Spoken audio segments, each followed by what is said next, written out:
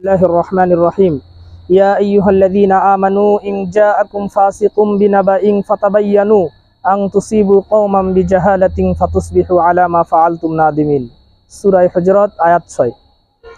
প্রিয় দর্শকবৃন্দ, আমি খুবই গুরুত্বপূর্ণ একটি বিষয় নিয়ে কথা বলতে চাচ্ছি।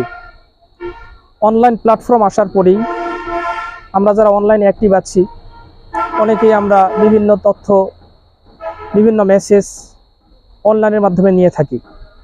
আলহামদুলিল্লাহ, অনলাইনের এই সেবা থেকে উলামায়ে কেরামগণ বঞ্চিত নয়। অনেকভাবে আমরা তথ্য পৌঁছাই, অনেক খবর আমরা একে অপরকে পৌঁছাই অনলাইন প্ল্যাটফর্মে। সব শ্রেণীর মানুষই আমরা এই তথ্যগুলো দিয়ে থাকি, চাই ইঞ্জিনিয়ার সাহেব হোক, চাই ডাক্তার সাহেব হোক, চাই আলেম সাহেব হোক।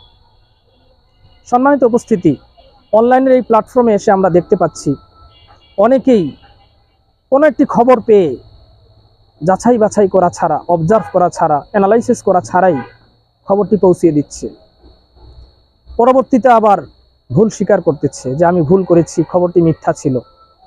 সম্মানিত উপস্থিতি, এই সম্পর্কে পবিত্র কোরআনে আল্লাহ জাল্লা শানুহু বলেছেন, হে ঈমানদারগণ, ইন জাআকুম ফাসিকুম বিনাবাইন, যদি তোমাদের কাছে কোনো ফাসেক ব্যক্তি, যে ব্যক্তির কথার কোনো ধার্তব্য নেই, এরকম ফাসেক ব্যক্তির কোনো খবর যদি তোমাদের কাছে চলে আসে, ফাতাবাইয়ানু, তোমরা অ্যানালাইসিস করো, তাহকিক করো, বিশ্লেষণ করো, আং তুসিবু কওমান বিজাহালাতিন ফাতুসবিহু আলা মা ফাআলতুম নাদিমিন, হতে পারে এমন তোমরা অ্যানালাইসিস করা ছাড়া, বিশ্লেষণ করা ছাড়া এমন একটি খবর পৌঁছিয়ে দিলে, পাবলিশ করে দিলে, কোনো একটি কওমের, কোনো একটি জাতির ক্ষতি করে ফেললে, পরবর্তীতে তোমরা লজ্জিত হবে।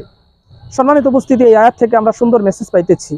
আমরা যে কোনো বিষয়ে তথ্য পৌঁছাবো, যে কাউকে নিয়ে কথা বলবো, তার আগে অবশ্যই যাচাই বাছাই করব, খুব ভালোভাবে অবজার্ভ করব, এরপরেই আমরা সেই খবরটি পাবলিশ করার চেষ্টা করব।